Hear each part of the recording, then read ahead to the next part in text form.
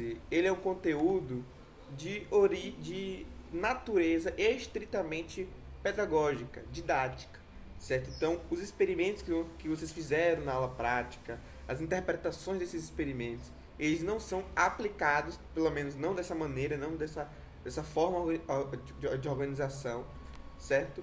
Mas serve justamente para uma simulação do processo fisiológico e, consequentemente, vocês conseguirem extrair algo didático através dessa simulação. Ao contrário da parte computacional da disciplina, que é diretamente aplicada. Ou seja, você consegue utilizar essas ferramentas que vocês estão aprendendo para o desenvolvimento de fármacos de maneira direta. Você consegue pegar o Paimol, avaliar um alvo farmacoterapêutico, né? Analisar quais são os sítios ortostéricos, sítios alostéricos. Você consegue ver a modalidade dele, utilizar softwares para ver possíveis sítios de interação, sítios de reconhecimento de ligante. Tudo isso você consegue aplicar na prática, principalmente acadêmica, mas também na prática profissional, na galera, né, das pessoas que estão relacionadas com a indústria, na parte de desenvolvimento e tecnologia, né? P&D, que é propriedade de desenvolvimento, né? Produção e desenvolvimento. Então essa parte é muito forte, ela está crescendo atualmente, então é uma parte que a gente tem, que nós farmacêuticos temos habilitação para nos inserirmos nesse mercado de trabalho, certo? Calma. Então, essa parte ela não é aplicada de maneira direta. Ela é uma abordagem teórica, é uma abordagem didática. Então, a gente não utiliza isso para o desenvolvimento de fármacos, tá, gente? A gente utiliza isso para entender o funcionamento e, através dos dados, compreender a realidade de maneira simulada. Então, também não é um estudo em vivo, nem um estudo in vitro, onde você consegue ver o fenômeno biológico de maneira isolada para entender os mecanismos. Aqui não. Aqui a gente está realizando uma simulação a fins didáticos. Especificamente sobre as propriedades fisicoquímicas, principalmente a relação do pKa, da ionização dos fármacos em relação à sua solubilidade. Então, o método experimental que vamos fazer aqui é justamente analisar essa questão de solubilidade, de interações intermoleculares em diferentes situações de pH, demonstrando a importância do impacto da capacidade do comportamento ácido-base que nós temos nessa molécula, certo? Então, e antes da gente começar, é importante a gente trazer uma pequena revisão e já serve também como revisão da parte experimental, da parte computacional que a gente viu anteriormente, que a gente viu ontem e que vocês viram durante a aula, né? Que é o impacto das propriedades físico-químicas, nesse caso do grau de ionização, pKa, do fármaco em relação ao seu funcionamento. Lembrando, tem impacto na farmacodinâmica? Tem, mas na abordagem que estamos vendo durante a disciplina, na abordagem que a gente vai aplicar aqui, tanto para a Visquete quanto para essa abordagem experimental, é uma influência principalmente direcionada à farmacocinética.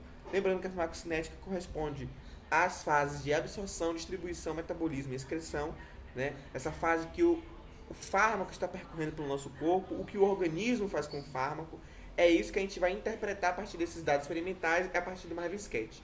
Então, professor, se ele por acaso colocar alguma questão sobre afinidade, né, ou você quiser justificar alguma coisa com afinidade, você não vai ser aplicada nessa prova. Não vai correlacionar pKa e log-P em relação à afinidade de receptor, somente a parâmetros farmacocinéticos. Então, se o professor perguntar sobre melhora na potência, melhora na biodisponibilidade, você vai correlacionar com log-P e pKa para correlacionar, justificar a questão de impermeabilidade em relação à polaridade da molécula, certo? E não a afinidade, e não a interação.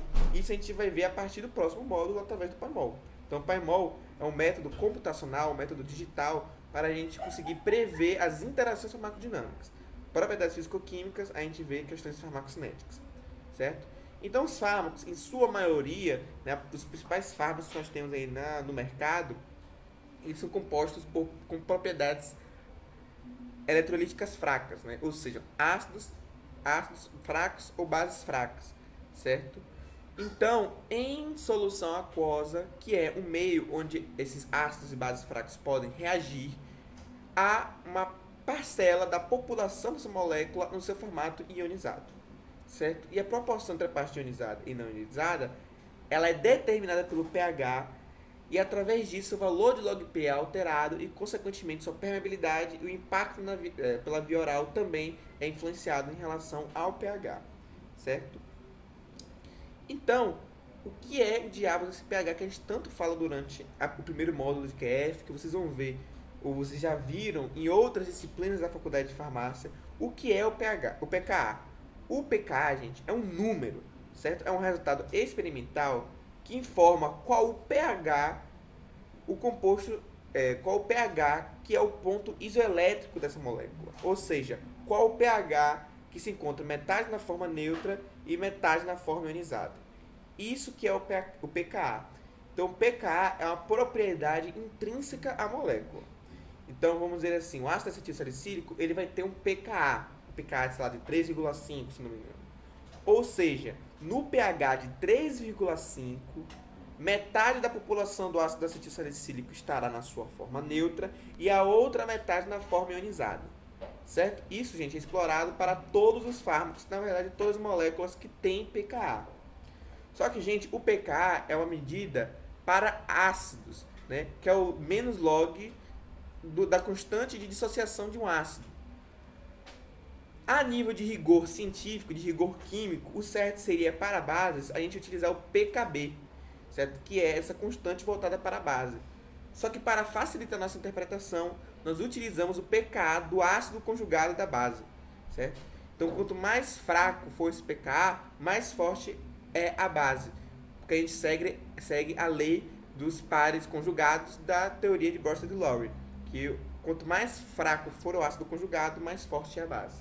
Então, quanto maior o pKa de uma base, mais forte é essa base.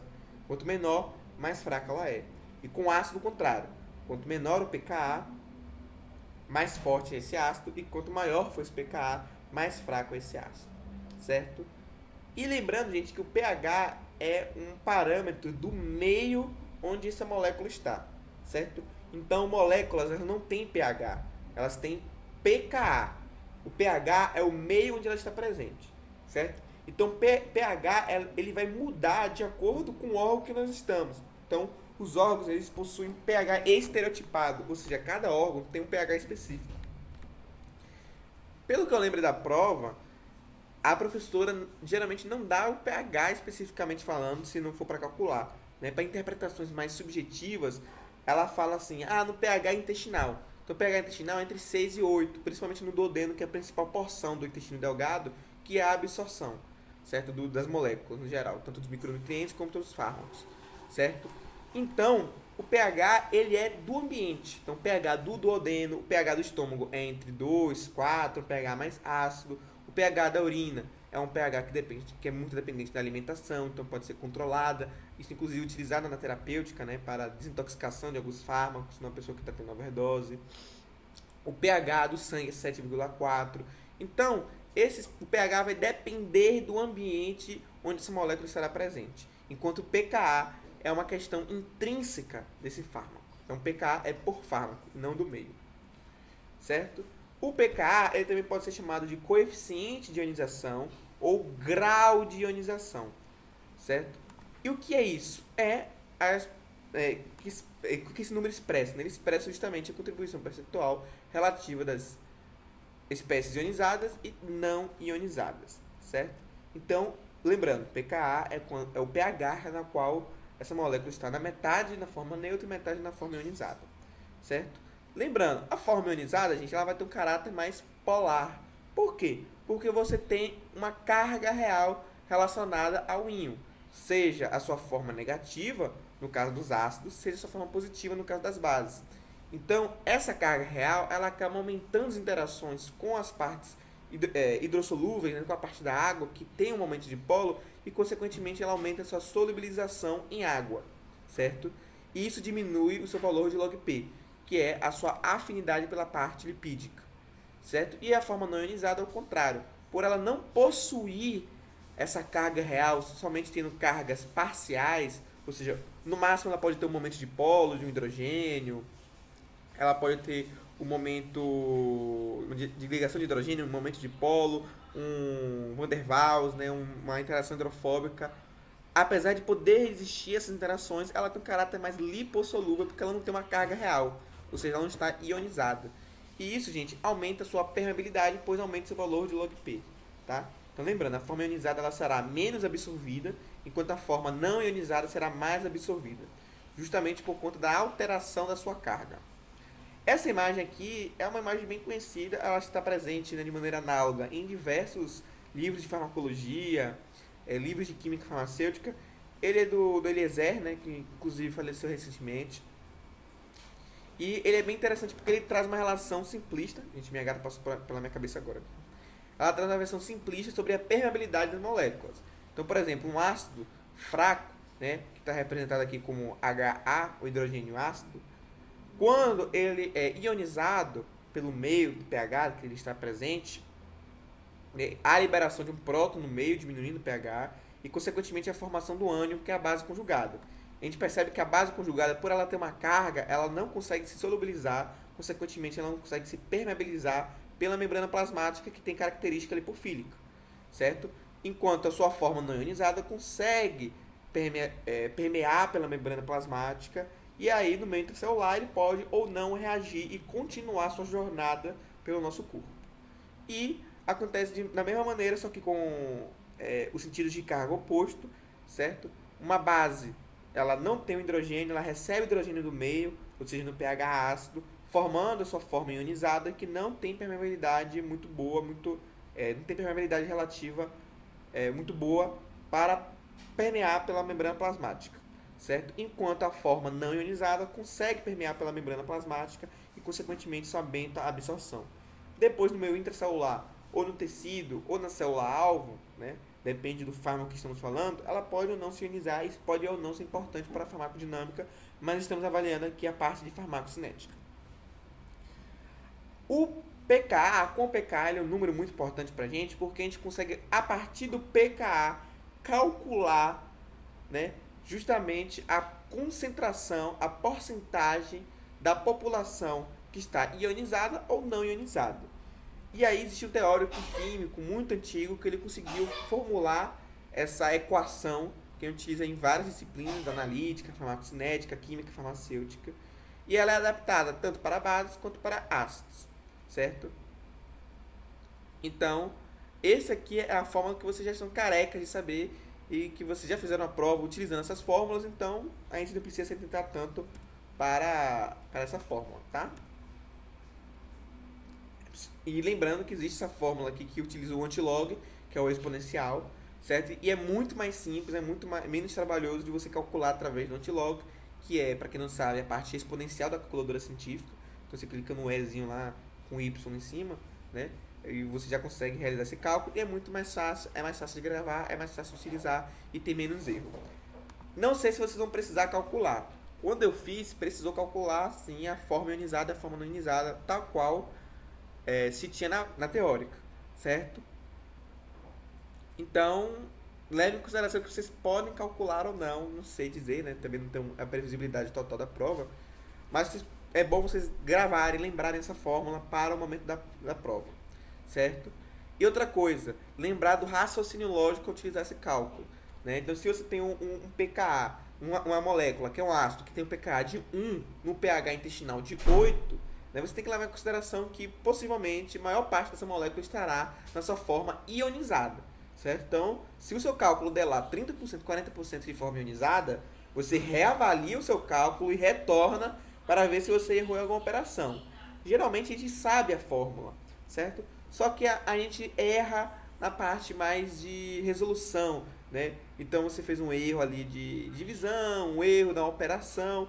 Então isso pode acontecer, então estejam de olho e não esqueçam de conferir de maneira lógica se o seu resultado está certo ou está errado, tá? Gente, dúvidas até o momento? Todo mundo entendendo essa parte de pKa?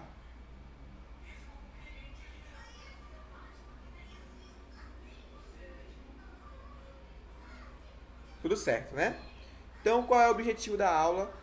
É observar a influência do pH nas relações das concentrações de formas ionizadas e não ionizadas de dois fármacos. O ácido acetil salicílico de caráter ácido, com pKa de 3,5 e antipirina, considerado de caráter básico, pKa de 1,4. Antes de nós avaliarmos, né, a aula experimental em si, o que vocês fizeram no experimento, vamos raciocinar, né, vamos pensar de maneira lógica quais seriam as influências do pH nessas duas moléculas. O ácido acetil salicílico, que tem um pH de 3,5, ele é um composto ácido. Então, o pH de 3,5 demonstra que ele é um ácido forte, certo? Então, gente, um ácido, ele vai reagir sempre, ele vai reagir para para aumentar a forma ionizada sempre que o pH for maior que o pKa. Ou seja, a partir do pH de 3,5, né, que é o pH onde 50% vai estar neutro e 50% vai estar ionizado, a partir de 3,5 para cima, a porção ionizada vai começar a aumentar e a porção não ionizada vai começar a diminuir. Tá? Então, no pH 4, 5, 6, 7, 8, 9, 10, a partir dessa escala crescente, cada vez mais a forma ionizada vai aumentar em questão de proporção. Certo? Então, a forma não ionizada vai diminuir e a forma ionizada vai aumentar. Ácidos sempre vão reagir com pH maior do que ele. E é só pensar no sentido químico desses números, certo? Então, pH alto significa uma baixa concentração de H+ no meio. Ou seja, o ácido ele consegue desprotonar, ele consegue doar o próton, o H, o hidrogênio, para o meio. Isso é mais facilitado. Em pHs mais baixos, significa que o meio já está em altas concentrações, elevadas concentrações de hidrogênio, né, de próton, de hidrogênio mais. Né? Então, consequentemente, a sua desprotonação se torna mais difícil, porque ele doar esse hidrogênio para o meio, ele doar esse hidrogênio para a água, que já está protonada, é mais difícil, certo? Então é só lembrar dessa questão termodinâmica e essa interpretação química desses dados matemáticos. E a antipirina é o contrário, gente, não é uma base. Então a base, ele vai agir justamente em um pH menor do que ele, certo? Então vamos dizer que se o pKa de uma base for 8, né, ou seja, metade está neutro e metade está ionizado, quanto menor for o número de pH, maior a proporção de ionizado. É o mesmo raciocínio, só que no vetor inverso do ácido, certo? Então, gente, a antipirina é um fármaco que é uma base extremamente fraca. Ou seja, ele só vai começar a aumentar a sua porção ionizada a partir de 1,4 para baixo. Então, no pH 0, por exemplo, que é um pH extremamente ácido, que a gente não tem no nosso corpo, é só em condições inorgânicas que a gente consegue adquirir esse pH, né? Até tem os pHs negativos em relação a algumas reações inorgânicas, mas não adentra muito no nosso interesse aqui da aula de química farmacêutica, que é mais química orgânica. Aí sim que ele vai reagir e aumentar a sua porção ionizada. Então, o ácido acetil salicílico é um ácido extremamente forte e a antipirina é uma base extremamente fraca. Certo? Então, esses são os dois fármacos que nós temos aqui a ser avaliados. Lembrando que o ácido acetil salicílico ele tem esse caráter ácido por conta desse grupo, né, ionizante. Então, quando a gente fala que tem um grupo que é ácido ou base, a gente fala de um grupo ionizante, ou seja, o grupo que possivelmente será ionizado, que possivelmente passará por uma reação ácido e base e terá sua versão ionizada. Nesse caso é o ácido carboxílico, né, que inclusive faz parte do farmacóforo do ácido acetil salicílico, ele tem caráter básico. E o caráter ácido básico dessa antipirina deve ser possivelmente desse nitrogênio aqui, né, que pode receber ou não receber o hidrogênio, certo? Lembrando que é uma base muito fraca. Então, qual é o procedimento que vocês fizeram lá? Primeiro, vocês pesaram, né? Gente, a pesagem na parte experimental de qualquer área, basicamente qualquer área, seja da parte de bancada química, farmacológica, de bioquímica, de análises clínicas, a pesagem serve para você padronizar as amostras no mesmo ponto de partida, certo? Então, sempre vocês vão pesar de maneira padrão para cada fármaco, né? Para cada amostra que vocês estiverem analisando. Depois, vocês fizeram diferentes soluções, ou seja, diferentes condições que o seu fármaco, né, que a sua amostra, o seu analito, está presente, que será alterado, né, que a gente chama de variável independente e dependente. A variável independente é a quantidade de fármaco, a dependente é a condição de você estar presente, certo? Então, você tem aqui o ácido acetil salicílico de 30 mg em uma solução ácida e o AS de 30 mg é uma solução básica, certo?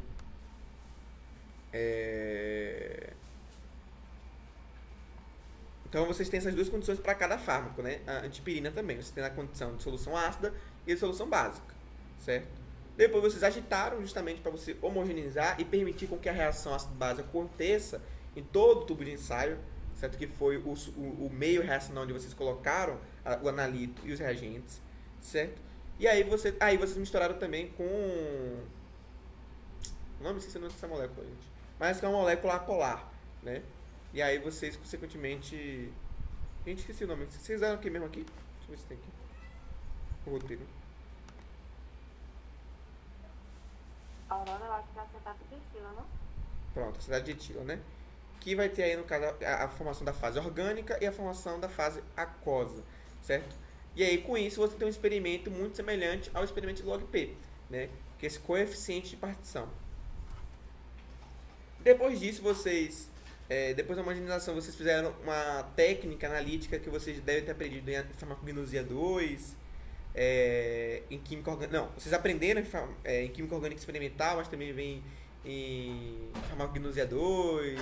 Acho que toxicologia clínica é uma optativa também, a gente vê CCD. Em outras disciplinas também a gente vê CCD, né, que é uma técnica de métodos de análise aplicados também, que é uma técnica base de cromatografia, que é uma técnica de separação, levando em consideração os critérios de polaridade, certo? Então, quanto mais polar for sua molécula, maior ou menor o tempo de retenção, a depender da metodologia que você está realizando, certo? Então, a cromatografia de camada delgada, ela acontece, né, a partir da retiragem do fármaco, né, em alguma das fases, na fase orgânica, provavelmente, e vocês colocam ali na cédula, né, depois vocês colocam na cuba de incubação, e depois vocês vão analisar por ultravioleta, né, isso mesmo. Então, o resultado será apresentado lá na técnica de... esqueci o nome agora, gente. É técnica de relativação, não. Revelação, que é a técnica de ultravioleta. Certo? E vocês vão ver se formou ou não o arrastado, se teve ou não a presença do fármaco presente na fase orgânica. Tá? Então, qual é a interpretação disso? Qual é o interpretamento desse procedimento? Certo? Porque isso aí é a prática, né? Mas o que vocês precisam interpretar e por que tem esse mecanismo didático para que a gente aprenda, certo?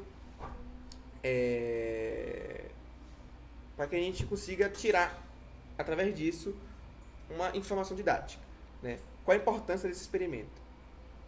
Gente, o ácido salicílico numa solução ácida, num pH de 1, né, que é a solução de HCl, de 1 molar de HCl, né, que vocês utilizaram, se não me engano, o pH 1, né, diminuirá, consequentemente... Perdão, gente, me embolei aqui. Vamos lá. Esse foi o procedimento que vocês realizaram durante o experimento, certo? Ele é uma marcha analítica didática, então ele não tem utilidade na química farmacêutica de modo experimental, na realidade de prática acadêmica e prática industrial, certo? Então, esse experimento que vocês fizeram serve para nos mandar uma mensagem, para nos demonstrar uma interpretação da realidade. Então, o meio ácido, ele serve para simular o lugar ali, né, o ambiente fisiológico do estômago, certo? Então, aqui foi adicionado HCl a 1 molar, que nos dá uma condição de pH 1, que é um pH ali aproximado, vamos dizer assim, do pH estomacal. O pH gástrico é um pouco maior, mas ele simula justamente essa condição do estômago.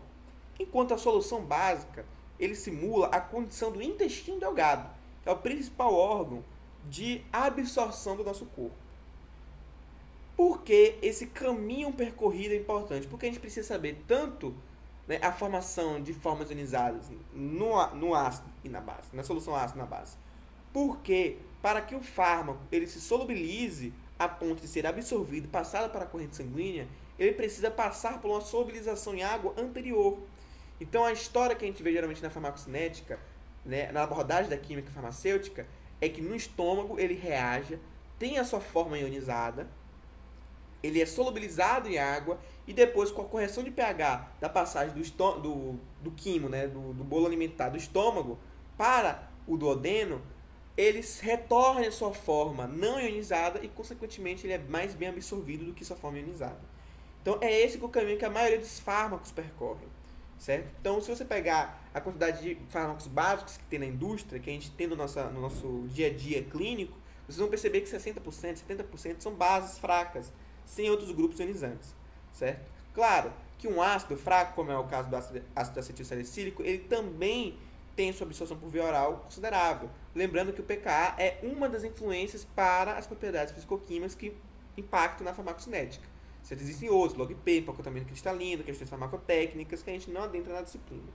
Certo? Isso também vale para a antipirina. A antipirina está sendo tanto testado no meio ácido quanto no meio básico, justamente para a gente avaliar o impacto desses meios reacionais em relação à sua capacidade de solubilidade no meio lipofílico. Certo? Vocês, então, coletaram do tubo de ensaio, né, a parte ali orgânica, se não me engano, né? Me corrija se eu estiver errado, tá, gente? A parte orgânica, certo? E vocês colocaram lá na cromatografia delgada, vocês colocaram a parte orgânica, que é a parte de cima, certo? Que é a parte que é menos densa. O fármaco AS no pH de 1, ele vai estar principalmente na sua forma não ionizada, certo? Então, gente, a sua forma não ionizada, ela conseguirá ter maior afinidade pela parte apolar do tubo de ensaio. E quando vocês coletam essa parte apolar, né, e adicionam na cromatografia de camada delgada, ela que vai ser arrastada pelo eluente que é apolar, né? Então, o que vocês colocaram ali provavelmente foi uma substância polar, né, na cromatografia de camada delgada, e é isso que foi arrastada pela camada delgada. Então aqui presente, esse AS presente aqui, é o AS que não foi ionizado, que é a sua maior parte. Então isso mostra que o AS em meio ácido, ele vai estar na sua forma não ionizada. Tá? Tudo bem, gente? Entenderam? Quer que eu reexplique porque eu também dei o fundamento da cromatografia de camada delgada? Vocês podem ter visto isso há muito tempo, não ter lembrado muito bem. Entenderam essa parte? Por que o AS ele fica mais na parte apolar da cromatografia? Tudo certo? Perfeito.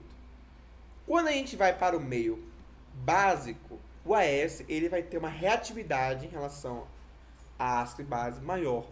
Consequentemente, ele vai estar na sua forma desprotonada. Ou seja, aquele H+, ali da hidroxila da parte do ácido carboxílico, ele é doado para o meio, que nesse caso é a água. Tá? Então, por ele ter essa desprotonação, ela começa a aumentar a sua população ionizada, a sua porcentagem ionizada. Então, essa parte ionizada ela vai ter menor afinidade pela parte lipofílica. Então, consequentemente, aqui ó, na parte 2 da cromatografia de camada delgada, a gente vai ter uma menor presença desse fármaco, certo? Ele nem vai ser arrastado, porque a sua presença ali vai estar bem menor, ok? Então, ele não vai estar muito presente na fase orgânica, certo? Nos indicando que ele vai estar mais na sua forma ionizada do que não ionizada. Isso impacta, gente, diretamente na absorção do ácido acetilsalicílico. Então ele vai ser menos absorvido na parte intestinal, né? Quer dizer, ele vai ser mais absorvido, mas por questões biológicas. Mas levando em consideração só o pKa, você tem mais uma questão de absorção pela parte do estômago, certo? Já a antipirina, a gente tem um raciocínio um pouco inverso, já que ele funciona como uma base, ok? Na parte ácida, que é esse número 3 aqui, ele está numa menor concentração. Por que ele está numa menor concentração? Né? Porque na parte ácida, por ele ter um pH 1, né, um pH muito baixo, ele consegue ionizar de maneira mais significativa, certo? Ou seja, ele consegue formar mais íons, consequentemente, sua população na fase orgânica diminui, né, porque ele está recebendo os prótons da água, que está cheio de prótons por conta do HCl, né, ele vai receber esses prótons e, consequentemente, sua população nessa fase orgânica vai ser menor. Perceba que no AS, o AS some, né? O AS não tem nada, não tem nenhum resquício de molécula, porque a amplitude da fase, da condição de pH 8, que é a condição alcalina que vocês tiveram no experimento, é muito maior em relação ao seu pKa. Então, de 3,5 para 8 é uma amplitude muito alta. Muito alta, muito alta mesmo. Enquanto da antipirina, né, a amplitude de 1,5 para 1 é muito menor. Então, consequentemente, a população ionizada será menor também. Então, o impacto aqui é qualitativo, né? A gente vê que tem menos na fase orgânica do que na fase aquosa, certo? Então, isso aqui, por isso que ele tem um resíduo ali de aparecimento enquanto o AS some. Justamente porque essa amplitude é menor. Não significa que essa amplitude seja pequena, tá, gente? Porque por estar na base logarítmica, a diferença de 1,5 para 1 é muita coisa, tá? Era a casa aí de 500 vezes, aí, né? Sei lá, de 550 vezes, sei lá. A base é muito mais assim, é uma diferença muito grande, de várias vezes aquela concentração, certo? Mas aqui na cromatografia de camada delgada a gente consegue perceber essa diferença, né? Já no meio básico, a gente percebe, gente, que por estar no meio básico e pelo pK e por ser uma base muito fraca, no pH de 8, a maior parte da população estará na sua forma não ionizada. Então, você percebe que a concentração de fármaco, que a concentração arrastada pela cromatografia de camada delgada, ela é maior, justamente pelo aumento de afinidade da antipirina pela fase orgânica, certo? Então, é um experimento bem interessante, mas lembrando, ele é didático, ele não é utilizado na vida real, ele é didático, para perceber justamente a porcentagem de forma ionizada em cada região do nosso corpo, certo? Gente, entenderam? Entenderam a parte da antipirina? Querem que eu revise alguma parte de cromatografia de camada delgada? Querem que eu lembre algum conceito? Ou tudo bem, todo mundo entendeu?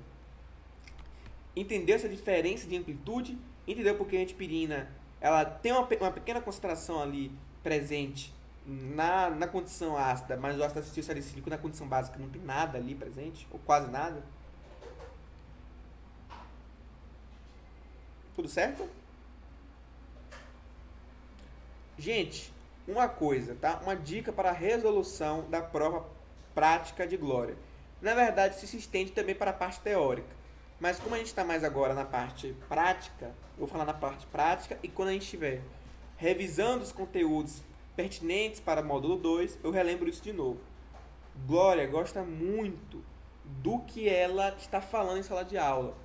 Castilho, ele é mais aberto em relação a isso, né? Eu sinto que ele é mais aberto em relação a isso na correção.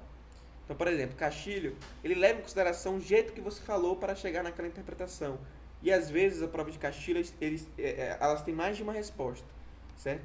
Isso é uma característica do professor, da didática do professor. Já a Glória é um pouco mais fechado. Então, né, eu recomendo para vocês, quando estiverem realizando a prova, nessa parte de pKa, vocês atribuírem bastante a parte de pKa com log P, certo? Então, vocês justificarem essa questão de polaridade com os valores de log P. Então, falar assim, vou explicar de um jeito didático, que é bom vocês colocarem na prova, certo? Que é um jeito que ela aceite dar pontuação máxima, ou pelo menos a pontuação parcial, caso vocês tenham errado em alguma parte ali. Vou dar um exemplo desse experimento aqui, certo? O AS. O AS no meio ácido, no pH ácido, né, por ter um valor de pH menor que o valor de pKa, consequentemente, diminuirá a sua porção, a sua população de moléculas na forma ionizada, certo? De fármaco na forma ionizada, aumentando então a população de forma não ionizada. E a forma não ionizada tem valores de log P mais elevados, né, tem um coeficiente de partição mais elevado do que as formas ionizadas, o que consequentemente faz com que o AS seja carreado, esteja presente na fase orgânica e seja carreado pela cromatografia de camada delgada em níveis altos na linha do eluente. Enquanto na condição básica, o AS, por ele estar numa condição de pH 8 e o seu pK ser de 3,5, a população ionizada se aumenta em comparação à população não ionizada, que tem um valor de log P menor do que a forma não ionizada e, consequentemente, ele tem maior afinidade pela fase aquosa, pela fase polar do experimento. Consequentemente, na fase orgânica terá uma menor concentração que não aparecerá na cromatografia de camada delgada ou aparecerá em menor quantidade. Pronto, essa é uma explicação. Então vocês utilizaram o valor de pKa, né, as condições de pH e correlacionou com o coeficiente de partição, que está sendo avaliado de maneira indireta aqui. Né? Porque se vocês lembrarem do experimento de coeficiente de partição, é muito semelhante com o que vocês fizeram. Tem a fase orgânica, tem a fase polar, e vocês retiram da fase orgânica justamente para avaliar a sua concentração na fase orgânica. Isso tem impacto direto do grau de ionização. Tá? Então, uma dica é relacionar o pKa com log P, certo? O pKa com coeficiente de partição. Então, entenderam essa parte de coeficiente de partição e pKa? Querem que eu reexplique? Ela gosta dessa explicação mais fundada nas propriedades fisicoquímicas, certo? Amiga, se puder explicar, por favor. Ó, vamos lá. A explicação que ela geralmente atribui nota máxima, pelo que eu vi no semestre passado, de relatos e tudo mais, é quando você correlaciona pKa com log P, certo? pKa com coeficiente de partição, com log D, certo? Para ser mais específica, ser mais correta a nível de rigor científico e didático. Então, como é que você explicaria para ela relacionando com o valor de log P, né, com o valor de coeficiente de partição? Vou chamar de coeficiente de partição, mas é log P, que é a mesma coisa de log D. O AS em meios reacionais, né, em meios de pH reduzidos, pH 1, terá a tendência da formação da sua forma não ionizada, que tem um valor de log D, que tem um valor de coeficiente de partição maior, mais elevado. Por isso ele tem mais afinidade pela fase orgânica. Consegue entender isso, Vicky? Sim. Então, por ele ter uma tendência pela fase orgânica no nível maior, isso está atribulado justamente à sua permeabilidade. Então ela quer essa relação. Ela, muitas vezes ela solicita na prova essa relação com o valor de log P, né? E o resultado experimental que vocês tiveram. Então, quando a gente tem na fase orgânica, que seria o representativo da membrana plasmática, né, da permeabilidade, você vai ter uma concentração maior do AS na forma não ionizada e, consequentemente, ela será evidenciada pela cromatografia em camada delgada. Então, é assim que você justifica através do log P. E o contrário também é válido. Então, você fala assim, o ácido salicílico em um meio básico, em uma condição básica, tenderá à formação da sua forma ionizada em maior quantidade, em maior proporção, consequentemente, um menor valor de log D, consequentemente, uma menor afinidade pela fase orgânica, que será menos relevado em menor concentração, relevado com menor amplitude, com menor intensidade na cromatografia de camada delgada. Entendeu também? Agora eu consegui, amiga, entender melhor. Perfeito. Isso também é válido para a antipirina, então vamos treinar aqui com a antipirina também, certo? A antipirina, ela no meio básico, no meio ácido, ela vai tender a formar a sua espécie ionizada, certo? Então ela vai formar ali os íons, certo? E isso, consequentemente, diminui a sua afinidade pela fase orgânica, diminui o seu valor de log D. Então, quando vocês retiram a fase orgânica e aplicam, né, com capilar na cromatografia de camada delgada, né, na camada delgada em si, a presença dele será diminuta.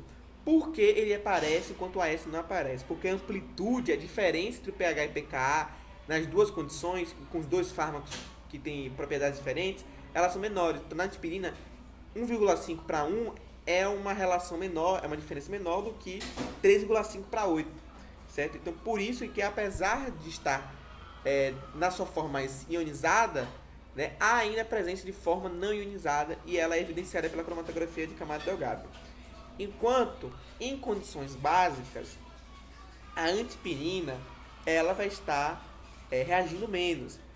A formação da espécie ionizada ela estará em menor proporção, estará diminuta, enquanto a forma não ionizada estará aumentada. Isso aumenta a afinidade do fármaco pela fase orgânica, ou seja, aumenta seu valor de log D, consequentemente ele é mais evidenciado pela cromatografia em camada delgada. Tudo bem? Todo mundo entendeu, gente? É mais simples do que vocês fizeram na teórica. Geralmente as provas práticas, ao meu entender, eu entendi das pessoas que fizeram a disciplina, né, semestre passado, os 2 semestres, a parte prática é mais simples, é mais fácil.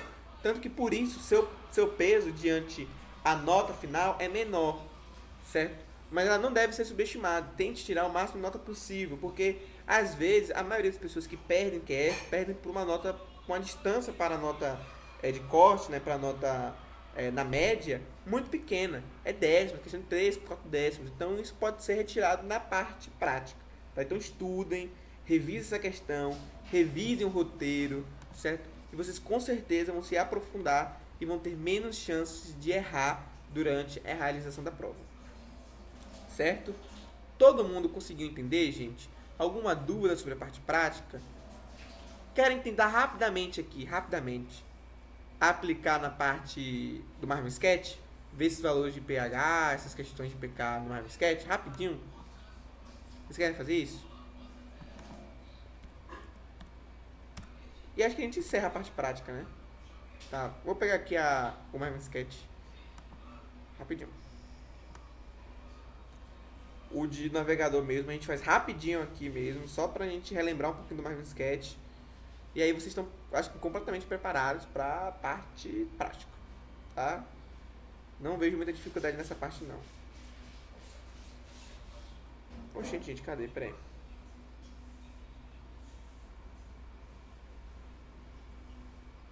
Amiga, como é o esquema mesmo dessa prova prática? A gente tem que mandar no AVA, hein? As respostas? Olha a complicação aparecendo. Pera aí, deixa eu achar aqui. Vicky, então, no semestre que eu fiz, como é que funcionou? A prova de Castilho era só Marvin Sketch e um outro software que é o Zinc Farm, que, pelo que vocês me falaram, não foi visto, né? Então, essa que era a parte da primeiro módulo. A prova de Glória, ela foi toda teórica, ela não teve prática, ela foi uma interpretação da parte experimental. Lembrando, a parte experimental é toda didática, então ela não tem a prática em si. Então era mais uma prova teórica da prática, sabe? Que nem a gente fez em Gnosia 2. Então era dessa interpretação. E o último módulo de SBDD era totalmente prático, que nem o de Castilho, que era no computador. Mas, como meio que misturou a parte experimental, didática de Glória e a parte computacional de Castilho, eu não sei como é que vai funcionar direitinho, assim, especificamente. Mas creio eu, que no momento vocês vão chegar lá no computador e vocês vão ter 5 minutos para entrar no AVA de vocês, na conta de vocês e tudo mais. Dica, vejam se o computador de vocês tem Word ou não. Tem computador que tem Word, tem computador que não tem Word. Vocês precisam do Word para resolver a prova, certo? Então, gente, lembrem da senha do e-mail, certo? Verificam como é que está a parte de verificação de 2 etapas no seu celular, na sua conta, que celular que está conectado, qual o método de verificação de 2 etapas, se é por número, se é pelo celular, porque isso pode atrasar vocês. Porque se vocês demorarem mais de 5 minutos para entrar na conta de vocês, vai começar a entrar no tempo de prova, que é 45 minutos. Certo? Então vocês vão ter 50 minutos, 45 minutos para realizar a prova, 5 minutos para entrar na conta. Os últimos 10 minutos, geralmente, o professor ele avisa que vai acabar a prova. Ele vai falar assim, gente, podem se preparando que vai acabar a prova. Por quê? Porque vocês precisam enviar esse material. Então vocês precisam converter esse material que está em Word, ou Docs, ou algo do tipo, ou o software semelhante, em PDF. E vocês vão enviar no AVA. Certo? Então vocês vão entrar na atividade lá que o professor vai sinalizar qual é, certo? Vocês vão entrar, enviar no AVA e aí depois disso vocês encerram a prova. Se vocês por acaso fizerem a prova inteira, bateu o tempo, vocês não enviaram pelo AVA, vocês vão tirar 0. Automaticamente tira 0. A não ser que aconteça algo muito surpreendente, sei lá, o computador queimou, alguma coisa muito surpreendente assim, certo? Mas, e ele também, acho que se não me engano, ele não leva em consideração a justificativa de, bugou, travou, não. O bug, travar o computador não tem que estar dentro do cálculo de vocês. Então, quando a prova estiver encerrando, já adianta para acabar e enviar o PDF, entendeu? Porque isso pode custar tempo. Não deixe para a última hora, que isso pode acabar, vocês perdem toda a prova, né? Vocês literalmente zeram a prova. Então, é assim que funciona a prova. Agora, a questão de Glória, eu não sei como é que funciona. E vocês não acessam a prova pelo AVA. Né? Ele vai te dar um papel, o professor te dá um papel com as questões, 1, 2, 3, 4, 5, você faz um Word e depois submete no AVA. Então é esse o caminho lógico da prova, certo? Vocês têm o controle do tempo, né? Então dá pra ver o tempo a qualquer momento, só que se eu não me engano, Se vocês pedirem também com jeitinho, o professor, ele avisa para vocês quando estiverem faltando 10 minutos. Como eu falei na outra revisão, na monitoria de revisão para prática, eu não acho a prova difícil, a prova é bem simples. Se vocês forem para as práticas, entenderem o que está fazendo ali e conseguirem replicar em casa, facilmente você conseguirá realizar a prova. A questão mais é questão de tempo, tá? É questão de tempo para realizar a prova. Então, administrem o tempo de vocês. Se vocês tiverem computador em casa e conseguirem baixar o Marviscat, façam uso do Marviscat em casa, né? Treinem em casa, porque isso com certeza diminuirá o tempo de realização de prova, vocês ficarão mais tranquilas, realizarão a prova com mais facilidade e enviarão sem muita ansiedade. Certo? Alguma dúvida, gente, sobre a prova? Sim? A Juliana levanta a mão. Diga. Então, sobre baixar em casa o Marviscat, eu não tô conseguindo. Eu não sei se você vai conseguir tirar minha dúvida, mas eu baixei e ele necessitou do Java. Eu baixei